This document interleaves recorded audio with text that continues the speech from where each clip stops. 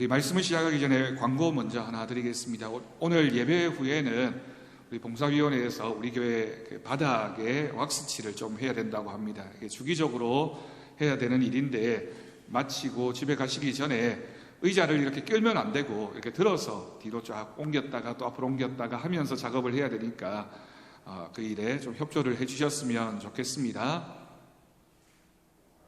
아무도 대답을 안 하시면 그러면 아무도 남는 사람이 없다는 뜻인데 꼭 협조 부탁드립니다. 할렐루야. 오늘도 우리 주일 찬양 예배를 통하여 하나님 주시는 말씀의 은혜가 우리 모두에게 있기를 주님의 이름으로 축복합니다. 우리가 출애굽의 역사를 공부하다 보면 영화에서도 우리가 예전에 봤던 모세와 관련되어진 영화에서도 가장 인상적인 장면을 하나 꼽으라고 한다면 아무래도 홍해가 갈라지는 장면이 아닐까라고 생각을 합니다. 우리가 지지난주에도 10월 둘째 주일에도 둘째 주일이면 지지난주 맞죠? 지지난주에도 뮤지컬 봤을 때 제일 마지막 부분에 가장 클라이막스 장면에서 홍해가 갈라지는 장면을 멋있게 묘사한 뮤지컬을 우리가 함께 봤습니다. 신앙이라는 게 늘 좋고 승리하는 때만 있으면 좋을 텐데 실제로 우리의 믿음에서는 오르막이 있으면 내리막도 있고 또 평지가 있으면 또 힘든 골짜기를 지나가야 할 때도 있습니다. 평탄한 삶이 되기를 원하지만 그러나 주님이 우리에게 원하시는 삶은 믿음의 길이고 좁은 길이기 때문에 우리가 담대함으로 또 걸어가며 승리하는 하나님의 능력과 손을 의지해야 되겠습니다. 여러분 받으신 유인물을 보시면서 특별히 오늘은 출애굽기 14장을 옆에 이렇게 성경책을 펴 놓으시고 우리 본문을 함께 보면서 말씀을 함께 듣도록 하겠습니다. 1번 질문입니다. 바로의 마음이 어떻게 변하였는지 그래서 어떻게 했는지를 찾아보면서 이야기를 나눠봅시다. 여러분 사람이 참 실수도 많고 후회도 많이 하는 존재인 게 우리가 어떤 경험을 하고 나면 다시 그 실수를 반복하지 않아야 되는데도 불구하고 또 대부분의 경우에 실수했고 알았지만 또 반복하는 경우도 많이 있습니다. 오늘 바로가 그런 모습이었죠. 여러분 14장 4절 말씀 보면 하나님께서 바로의 마음을 완악하게 하셨다. 그리고 바로가 이스라엘의 뒤를 따르는 그 장면을 4절에서 기록하고 있습니다. 오늘 말씀을 보면 하나님께서 바로의 마음을 완악하게 하셨습니다. 그리고 바로가 그런 완악한 마음을 가지고 여기에서 히브리 원어로 완악하다라고 하는 건 굳은 마음을 가리킵니다. 변하지 않는 마음. 한번 이렇게 땅이 굳어지면 비가 와도 그 단단함이 잘 풀어지지 않는 것처럼 바로가 그런 마음을 가지고 이스라엘의 뒤를 따르게 됩니다. 이유가 기록되어져 있죠. 4절을 보면 내가 그와 그의 온 군대로 말미암아 영광을 얻어 애굽 사람들이 나를 여호와인 줄 알게 하리라 라고 기록하고 있습니다. 바로가 이런 마음을 품고 이스라엘 백성들을 쫓았고 하나님께서 그 바로의 마음을 이용하셔서 이제 결정적인 이 홍해 도해 사건을 통해서 하나님이 어떤 분이신지를 알게 하겠다라고 하는 하나님의 계획이 있습니다. 우리가 성경을 읽다 보면 이방 민족들이 이스라엘 백성들을 괴롭히거나 또는 침략하거나 포로로 잡아가거나 이런 일들을 많이 보면서 하나님께서 왜 이방 민족들에게 그렇게 힘을 주시는가? 왜 더 강하게 하시는가? 라는 질문을 하지만 그 질문에 대한 선지자를 비롯한 성경의 대답은 분명합니다. 하나님께서 그들을 사용하십니다. 하나님의 뜻이 이루어질 수 있도록 그 백성을 하나님께로 돌아오게 하기 위해서 하나님이 사용하시는 그런 도구, 수단이 이방 민족의 그런 강성함으로 나타나게 되는 거죠. 그리고 이어지는 5절에서 10절까지의 말씀을 보면 쭉 말씀들이 어떤 내용을 기록하고 있냐면 바로가 하나님 말씀대로 하나님이 그렇게 말씀하신 그대로 이스라엘을 뒤쫓게 됩니다. 이스라엘을 뒤쫓을 때 바로가 그냥 혼자 달려간 게 아니라 함께 갔던 군사의 규모를 기록하고 있습니다. 병거 600대와 애굽의 모든 병거를 다 동원했다. 바로의 말들이 있었고요. 병거들과 그 마병과 그 군대가 뒤를 따랐다라고 기록하고 있습니다. 이 당시만 하더라도 병거라고 하는 건 오늘날로 얘기하면 탱크나 장갑차 이런 걸 얘기하는 정도라고 할까요? 병거가 600대가 있었다라고 하는 건 바로가 그만큼 큰 힘을 가지고 이스라엘 백성들은 사실 무기도 없고 그리고 어린아이, 여자들 다 섞여 있으니까 이동하는데도 굉장히 어려운 형편이었는데 그들을 쫓아갔던 바로의 모습을 보게 됩니다. 이 장면만 보면 바로가 쫓아가면 금방이라도 붙잡을 수 있을 뿐만이 아니라 이스라엘 백성들이 위험에 처할 수밖에 없는 상황이었다라는 것을 우리가 알 수 있는 거죠. 2번 질문입니다. 바로의 추격 앞에서 이스라엘이 당했던 어려움은 무엇이라고 생각하십니까? 모세가 당한 어려움이 무엇인지도 나누어 봅시다.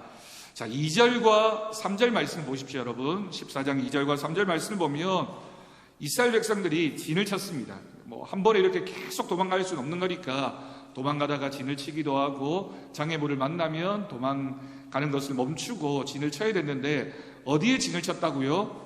바닷가에 진을 쳤습니다. 바닷가에 진을 치고 뒤에는 쫓아오는 애굽의 군사들과 병거들이 있었죠. 그러면 앞으로 건너갈 수도 없고 뒤에서는 적들이 쫓아오게 되는, 그건 정말 앞뒤로 다 막히게 되는 포위된 것과 마찬가지의 그런 상황 가운데 갇힌 바 된 것입니다.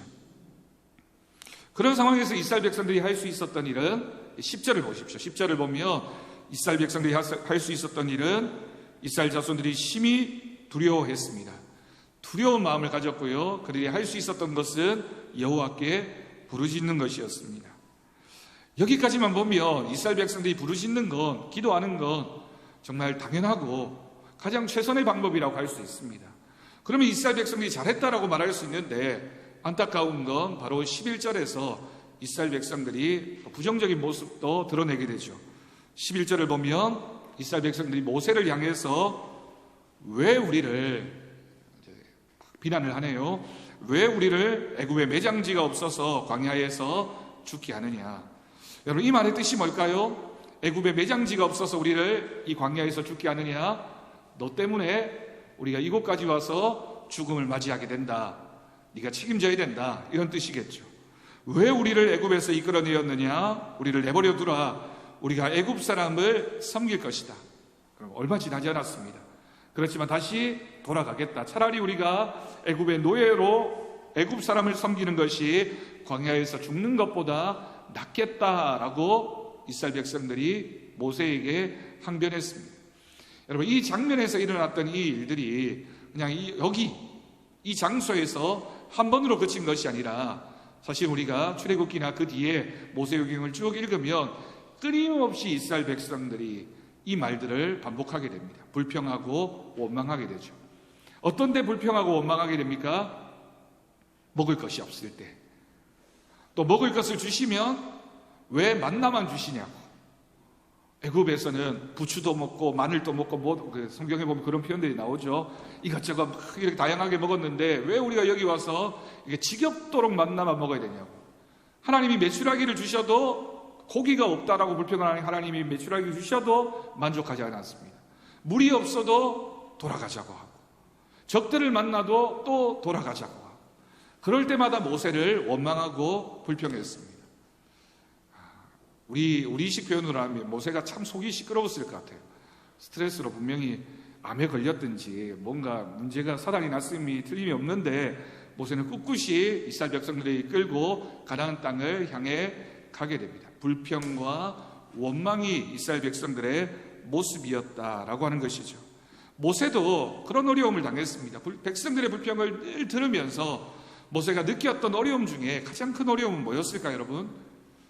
이스라엘 백성들이 지금 말로는 모세를 원망하는 것처럼 보여지지만 실제로는 누구를 원망하는 걸까요? 하나님을 원망하고 있는 겁니다. 모세를 향해서 왜 네가 하나님 말씀 듣고 우리를 이곳까지 끌고 왔느냐. 애굽으로 돌아가자. 우리가 애굽에서 차라리 종살이를 하더라도 잘 먹고 잘 사는 게 좋았겠다라고 얘기하지만 그 말 속에는 하나님을 원망하는 이스라엘 백성들의 마음이 고스란히 담겨져 있습니다. 우리가 살아가면서 원망하고 불평할 때가 있죠. 근데 그 원망과 불평이 결국에는 하나님을 향할 수밖에 없습니다. 그러니 믿는 그리스도인들은 원망과 불평이 아니라 감사와 찬양으로 살아가야 할 줄로 믿습니다. 자, 3번입니다. 이스라엘의 불평은 무엇이었고 이를 해결하는 모세의 태도는 어떠했는가를 이야기해 봅시다. 이스라엘 백성들의 불평은 사실은 오늘의 우리가 봐도 당연하다라고 할 수 있습니다. 앞에는 홍해가 막혀 있고 뒤에는 바로의 군사들이 쫓아오고 있는 상황에서 어떻게 하면 좋을까? 생명의 위협이 되는 문제잖아요. 생명이 걸려있는 문제니 당연히 불평하고 원망하는 것이 당연하다라고 할 수밖에 없습니다. 13절과 14절을 보면 모세의 대답이 있습니다. 모세가 백성에게 이르되 너희는 두려워하지 말고 가만히 서서, 여러분 이 표현이 굉장히 여러 번 등장하는데 너희는 두려워하지 말라라고 하는 표현과 또 이스라엘 백성들에게 뭐라고 합니까? 가만히 서서라는 뜻입니다. 그러니까 너희가 뭔가를 하려고 하지 말고 너희는 가만히 서 있어라. 그리고 뭘 하라고요? 가만히 서서 뭘 하라고요? 여호와께서 오늘 너희를 위하여 행하시는 구원을 보라.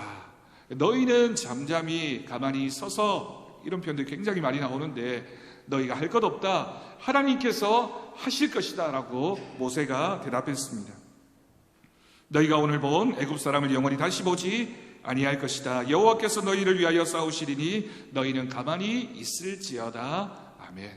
여러분 이 표현들이 굉장히 힘이 되는 말씀입니다. 너희는 가만히 있어라. 하나님께서 너희를 대신하여 싸울 것이다. 이스라엘 백성들이 지금 눈을 들어서 보고 있는 건 애굽의 많은 병거들과 군사들과 위협적인 그런 무력을 보고 있는데 하나님께서는 너희는 가만히 있어. 내가 앞장서서 싸울 것이고 내가 싸울 거니까 너희들은 내가 어떻게 싸우는지를 보고 있으면 돼 라고 하나님께서 말씀하셨습니다. 여러분 이 장면만이 아니라 이스라엘 백성들이 40년 광야 생활을 하는 동안 또 가나안 땅에 들어갔어도 그 이후에 사사시대에 수없이 많은 이방민족의 침략을 받으면서도 기드온을 비롯한 많은 사사들이 또 동일하게 고백했던 것이 하나님께서 어떻게 일하시는지를 우리는 믿음의 눈을 떠서 바라보기만 하면 하나님께서 하신다라고 하는 겁니다. 여러분 영적인 전쟁입니다. 우리가 힘으로 이길 수 있는 전쟁이라면 우리 열심히 한번 힘 다해보자, 노력해보자, 좋은 계획 세워보자 이렇게 할 수 있지만 이 전쟁은 거룩한 전쟁입니다. 영적인 전쟁입니다.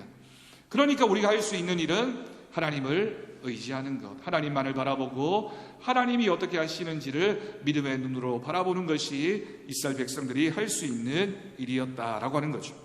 자, 4번 질문입니다. 이스라엘인들이 이집트에서 당하던 고난과 광야에서 당하는 고통은 어떻게 다르다고 생각합니까?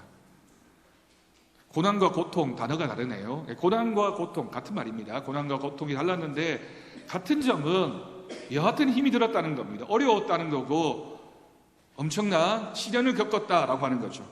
그런데 다른 점이 있습니다. 애굽에서 이스라엘 백성들이 당했던 고난의 특징이 뭐냐면 하나님 없이 당하는 고난이었습니다. 하나님 없이 고된 노역에 시달려야 했고 아이들을 죽이라는 위협을 당해야만 했던 애굽에서의 이스라엘 백성들의 모습이죠. 광야에서는 좀 다릅니다. 똑같이 비슷한 고난을 당하고 있지만 하나님과 함께하는 고난입니다.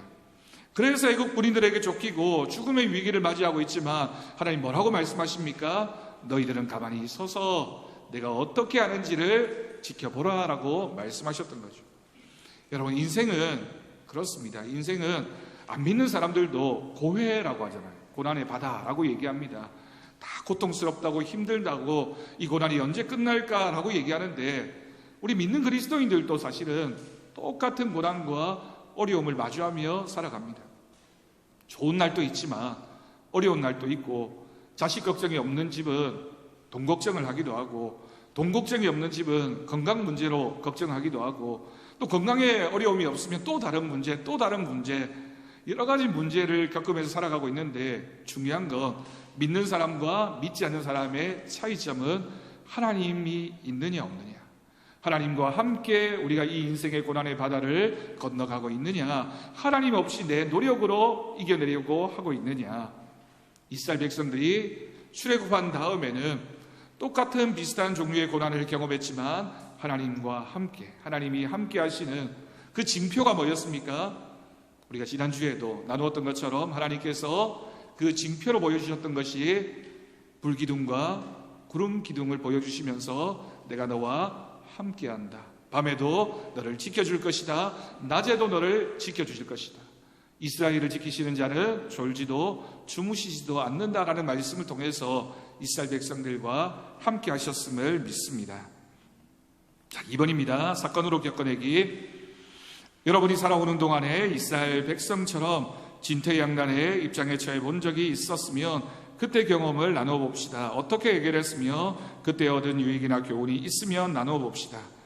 여러분, 긴 얘기를 할 수 없지만 주변에 신앙생활을 오래 하신 권사님들이나 장로님들 또 여러 집사님들에게 물어보십시오. 여러분, 우리가 고난의 순간에 우리가 늘 고백할 수밖에 없는 것은 하나님밖에는 없습니다. 하나님밖에는 없습니다. 어렵고 힘들 때마다 우리가 붙잡을 수 있었던 것은 하나님밖에 없습니다. 하나님이 나와 함께 하지 않으셨다면 지금까지 내가 어떻게 믿음을 지키며 살아올 수 있었겠습니까? 라고 하는 것이 동일한, 누구나 그리스도인이라면 할 수밖에 없는 신앙의 고백인 줄로 믿습니다. 3번, 가슴으로 이야기 1번입니다. 하나님께서 이스라엘을 돕기 위하여 하신 일들이 무엇인가를 말해봅시다. 말씀을 우리가 눈으로 보겠습니다. 15절에서 먼저 18절까지입니다. 여호와께서 모세에게 이르시되 너는 어찌하여 내게 부르짖느냐? 이스라엘 자손에게 명령하여 앞으로 나아가게 하고. 여러분, 이 말은 처음부터 사실은 말도 안 되는 얘기입니다. 앞에는 뭐가 있다고요? 홍해가 있는데, 홍해라고 하는 바다가 있는데 앞으로 나아가게 하라. 그리고 모세에게 뭐라고 말씀하십니까? 지팡이를 들고 손을 바다 위로 내밀어 그것이 갈라지게 하라. 이스라엘 자손이 바다 가운데서 마른 땅으로 행하리라. 내가 애굽 사람들의 마음을 완악하게 할 것인즉 그들이 그 뒤를 따라 들어갈 것이라. 내가 바로와 그의 모든 군대와 그의 병거와 마병으로 말미암아 영광을 얻으리니 내가 바로와 그의 병거와 마병으로 말미암아 영광을 얻을 때에야 애굽 사람들이 나를 여호와인 줄 알리라. 여러분, 이 장면에서 모세가 했던 일이 하나가 있네요. 모세가 뭘 했습니까? 모세가 뭘 했는가요? 걱정했습니까? 고민했습니까? 계획을 잘 세웠습니까? 아니면 중장비를 동원해서 한번 막아보자, 바리케이트를 쳐보자, 아니면 건너갈 수 있도록 다리를 놓아보자, 이런 계획을 했습니까? 모세가 했던 일은 딱 하나였습니다. 뭐였냐면 하나님 말씀에 순종해서 지팡이를 들고 손을 바다 위로 내밀었다라고 하는 겁니다. 여기 보면 손이라고 하는 표현이 등장합니다. 그죠? 모세가 지팡이를 들고 손을 바다 위로 내밀었다. 여러분, 오늘 우리가 읽었던 말씀의 마지막 30절 말씀 보십시오. 30절로 갑니다. 다 같이 한번 읽도록 하겠습니다. 마지막 말씀 31절이죠. 14장 31절 말씀을 다 같이 읽겠습니다. 시작. 이스라엘이 여호와께서 애굽 사람들에게 행하신 그 큰 능력을 보았으므로 백성이 여호와를 경외하며 여호와와 그의 종 모세를 믿었더라. 아멘. 여러분, 가지신 성경에 아마 대부분의 성경에 이 능력이라고 하는 단어에 각주가 이렇게 붙어 있을 겁니다. 없는 성경도 혹 있을 수 있지만 능력이라는 단어에 각주가 붙어 있고요. 그 각주를 보니까 뭐라고 돼 있습니까? 능력이라는 말이 히브리어로는 손이라고 표현된다라고 설명하고 있습니다. 모세가 지팡이를 들고 손을 내밀었는데 그것이 뭐가 되었다고요? 하나님의 능력이 되었다라고 하는 겁니다. 모세가 내민 건 손이었습니다.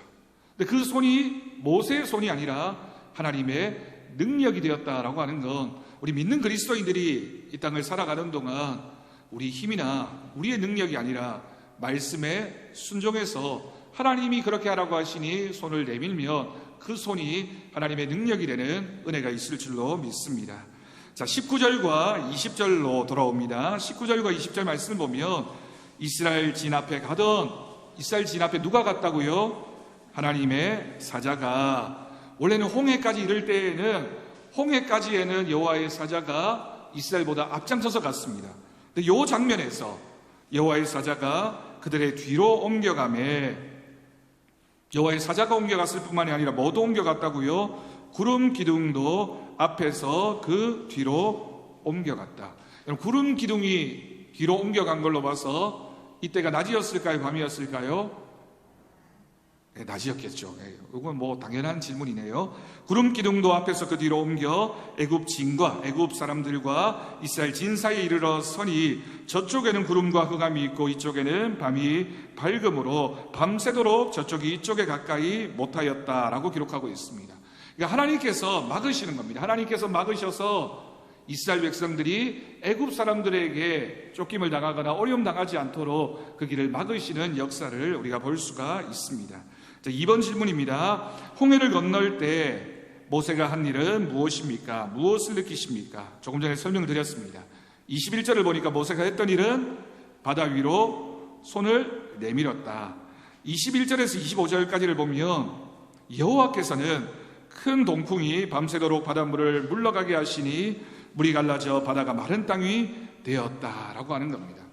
그러니까 모세는 하나님 말씀에 순종해서 손을 내밀어서 하나님 말씀에 순종했고요. 하나님께서는 그 바다를 가르셔서 이스라엘 백성들이 그 홍해를 건너갈 수 있도록 인도하십니다. 이어지는 말씀을 보면 이스라엘 자손이 바다 가운데를 육지로 걸어가고 물은 그들의 좌우에 벽이 되었고 애굽 사람들과 바로의 말들 병거들과 그 마병들이 다 그들의 뒤를 추격하여 바다 가운데로 들어왔다. 그러니까 이 바다를 건너는 일에는 사실은 동일한 일이 벌어지고 있는데 차이점은 조금 뒤에 이제 벌어지게 되는 거죠. 새벽에 여호와께서 불과 구름 기둥 가운데서 애굽 군대를 보시고 애굽 군대를 어지럽게 하시며 그들의 병거바퀴를 벗겨서 달리기가 어렵게 하시니 막으시는 거죠. 애굽 사람들이 이르되 이스라엘 앞에서 우리가 도망하자 여호와가 그들을 위하여 싸워 애굽 사람들을 치는도다. 그럼 마지막 이 말은 누가 했던 말입니까? 애굽의 군사들이 바로도 그런 적이 있는데 하나님께서 그들과 함께 하시는 거다. 애굽 사람들이 인정을 합니다. 하나님께서 그들과 함께 하셔서 하나님께서 우리를 치시는구나 라고 고백하게 합니다.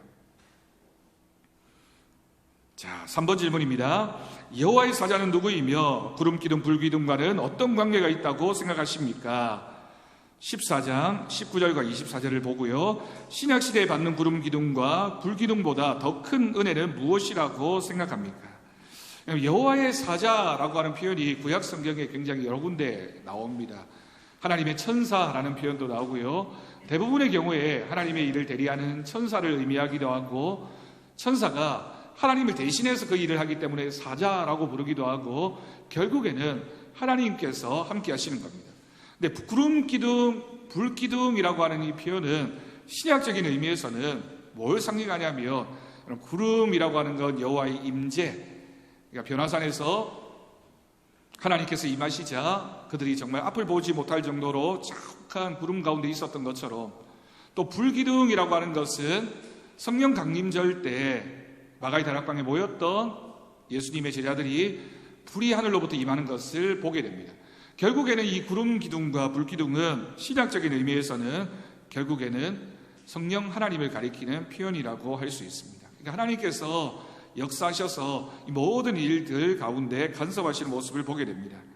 더 큰 은혜가 있습니다. 구약 성경에서는 하나님께서 여호와의 사자, 또 구름 기둥과 불 기둥으로 우리를 지키셨다면, 이스라엘 백성들 지키셨다면 신약 시대 오늘날에는 하나님께서 우리에게 어떻게 하시느냐? 마태복음 7장 7절과 8절 말씀을 보면 구하라 그리하면 너희에게 주실 것이요 찾으라 그리하면 찾아낼 것이요 문을 두드리라 그리하면 너희에게 열릴 것이니 구하는 이마다 받을 것이요 찾는 이가 찾아낼 것이요 두드리는 이에게는 열릴 것이니라. 네, 여러분 이 말씀이 7절 8절이고요. 마태복음 7장 9절을 보면 이 말씀이 누가 누구에게 한 말씀인지를 우리가 상징적으로 표현하는 말씀을 읽을 수 있는데 누가 아들에게, 누가 자식에게 라는 표현입니다. 그러니까 하나님께서 우리를 뭐로 생각하신다고요? 자식처럼, 아들과 딸처럼 생각하셔서 구하고 찾고 두드리면 반드시 우리에게 주시겠다라고, 열어주시겠다라고, 찾게 하시겠다라고 그렇게 말씀하신 겁니다. 이스라엘 백성들을 하나님께서 여호와의 사자가 또는 구름 기둥과 불 기둥으로 보호하셨다면 오늘날에는 하나님이 우리를 자녀처럼 생각하셔서, 하나님이 우리를 자녀로 생각한다는 것은 하나님은 우리에게 뭐가 되시는 겁니까? 네, 아버지가 되셔서, 하나님이 우리의 아버지가 되셔서 우리를 지키시고 보호하시며 우리가 기도할 때마다 응답하시는 은혜로 우리를 붙잡아 주실 줄로 믿습니다. 또한 그 말씀이 마태복음 28장 20절에도 비슷하게 기록되어져 있는데, 우리 주님께서 승천하시면서 지켜보고 있던 제자들에게 하셨던 말씀, 내가 너희에게 분부한 모든 것을 가르쳐 지키게 하라. 볼지어다 내가 세상 끝날까지 어떻게 하신다고요? 너희와 항상 함께 있으리라. 세상 끝날까지 너희와 항상 함께 있을 것이다. 하나님께서 우리와 함께 하신다. 임마누엘, 하나님께서 우리와 함께 하심으로 세상 끝날까지 내가 너를 떠나지 않을 것이다, 내가 너를 버리지 않을 것이다, 내가 너와 함께 할 것이다 라고 하나님께서 말씀하셨습니다. 자, 4번입니다. 이스라엘이 홍해를 건넌 놀라운 사건이 우리에게 말해주는 의미는 무엇이라고 생각하십니까? 우리의 인생에서 이스라엘 백성들처럼 홍해가 가로막히는 상황이 온다 할지라도 하나님께서는 그 바다를 가르심으로 우리를 보호하시고 지켜주신다라고 하는 겁니다. 지난 그 뮤지컬 모세 공연을 볼 때 다른 교회 다니는 부모님하고 초등학교 3학년 남자애가 와서 보았는데, 그 분들이 저한테 메시지가 와가지고 재미난 일이 있었다면서 소식을 전해줬습니다. 보고 가던 중에 이제 은설하는 애였는데, 걔가 그 뮤지컬을 보고 되게 감동을 받았나 봐요. 자기 눈에서 이렇게 성경이 기록되어진 얘기가 막 이렇게 보여지니까, 그러면서 제일 인상적이었던 장면이 홍해가 갈라지는 마지막 그 장면이었나 봐요. 이 친구가 자기 아빠한테, 아빠 나는 오늘 하나님이 홍해를 가르치는 걸 봤어, 이렇게 고백을 해요. 그러니까 아빠는 당연하게, 아빠들은 꼭 이렇게 가르치기를 좋아하죠. 하나님이 아니라 모세가 갈랐어 라고 이렇게 수정해 줬습니다. 그러니까 이 친구가 뭐라고 대답했냐면, 모세는 사람인데 어떻게 홍해를 가르냐고, 하나님이 하셨지 라고 이렇게 고백했던 겁니다. 여러분, 정말 단순합니다. 우리는 출애굽기 이 장면을 보면서 모세가 참 위대한 사람이구나, 모세가 그런 놀라운 기적을 했구나 라고 생각하지만, 믿음의 눈으로 보면 모세가 한 게 아니라 하나님이 하셨습니다. 우리가 인생을 살면서 때로는 누군가의 도움을 받기도 하고, 어떤 상황을 경험하면서 이렇게 일이 잘 풀려서 세상 사람들처럼 참 우연스럽게 기회가 잘 맞아서 라고 생각하지만, 믿음의 사람들은 뭐라고 고백합니까? 하나님이 하셨구나, 하나님이 이 사람을 나에게 붙여주셨구나, 하나님께서 이 사건 가운데 간섭하셨구나, 하나님께서 이 모든 일들을 다 나에게 보여주셨구나라고 믿음으로 고백하는 사람인 줄로 믿습니다. 4번 삶의 옮겨내기 1번 질문입니다. 오늘의 공부를 통하여 여러분의 생활에 적용하고 싶은 것은 무엇입니까? 여러분의 생각을 한번 나누어 보십시오. 2번입니다. 사람이 살아가는 길에 어려움은 언제나 있습니다. 그러나 하나님을 의지하고 살면 그 어려움은 하나님의 기적이 일어날 수 있는 환경이 됩니다. 어려움과 기적은 정말 동전의 양면처럼 우리에게 찾아오는데, 우리가 그 어려움과 고난을 믿음으로 바라보면 하나님이 우리에게 간섭하시는 기적의 시간이 됩니다. 어려움이 닥쳐왔을 때 어떻게 어려움에 대처해야 할 것인지, 하나님께서 역사하시도록 어떤 신앙적인 자세를 가져야 하는지를 나누어 봅시다. 그리고 혹 성도 중에서 어려움을 당하고 있는 분들이 있으면 그 문제를 나누며 함께 동성 기도합시다. 꼭 기억하고, 오늘 말씀이 홍해를 이스라엘 백성들이 참 가르고 건너갔다 참 멋지다라는 정도가 아니라, 우리의 인생에서 하나님이 우리의 삶에 간섭하시고 어떻게 역사하시는지를 우리도 믿음의 눈으로 바라보면서 그와 같은 모든 일들을 이겨나갈 수 있기를 바랍니다. 마치면서 여러분, 이번 주간에는 숙제가 있습니다. 제일 싫은 게 숙제였는데, 학교 다닐 때 숙제가 있습니다. 11주 만에 첫 번째 숙제가 등장했습니다. 1번입니다. 출애굽기 15장에 모세의 노래가 있고요, 미리암의 노래가 있는데, 택한 백성에 대한 하나님의 사랑, 두 번째, 하나님의 대적에 대한 심판, 하나님의 능력에 대한 찬송으로 분류해서 한번 모세의 노래와 미리암의 노래를 한번 읽어봐라 라고 하는 게 첫 번째 숙제고요. 두 번째 숙제입니다.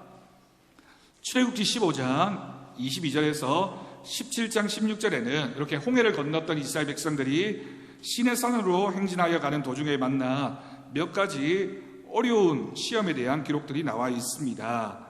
우리가 요 네 본문들 밑에 보면 성경문이 15장, 16장, 17장 하나, 둘, 네 가지가 있네요. 요 본문을 읽고 그들이 당한 시험의 내용은 무엇이었고 백성들은 그 시험에서 어떻게 반응했고 이 시험을 해결하는 방법은 무엇이었고 또한 이 시험을 해결함으로써 이스라엘 백성들이 얻을 수 있었던 교훈은 무엇이었는지를 한번 정리를 해보십시오. 정리를 해보면 사실은 홍해를 건넌 사건과 정말 비슷한 방법으로 이스라엘 백성들이 그 시험들을 이겨내는 장면들을 우리가 묵상할 수 있습니다. 숙제입니다, 여러분. 숙제는 하는 사람에게는 실력이 되고 하지 않는 사람에게는 아무것도 아닙니다. 숙제는 그냥 야단 맞는 종류에 그치고 말죠. 숙제라고 생각하시고 이번 한 주간 이렇게 한번 읽어보면서 이스라엘 백성들이 이런 어려움을 이겨나갔구나. 우리도 우리 인생에서 이런 시험과 고난들을 어떻게 이겨나가야 되겠다라는 믿음으로 함께 하실 수 있기를 바랍니다. 기도하겠습니다. 하나님 아버지, 시련과 어려움과 고난 가운데 살아가는 것이 우리들의 인생인데 홍해와 같은 큰 두려움의 벽이 우리 앞에 둘러서 있을 때 우리는 절망하고 낙심하지만 그때에 우리를 도우시는 하나님의 능력과 하나님의 은혜를 바라보게 하여 주옵소서. 하나님이 도우셨습니다. 우리의 인생 가운데 늘 함께 하시고 우리가 살아가는 매 순간 하루의 삶을 통하여 하나님의 도우심이 있는 줄로 믿습니다. 우리가 그 믿음의 고백을 가지고 매일을 살게 하시며 주님께 도움을 구하며 기도하며 간구하며 응답받는 복된 우리들의 삶이 되게 주님이 역사하여 주옵소서. 감사드리옵고 예수님의 이름으로 기도드립니다.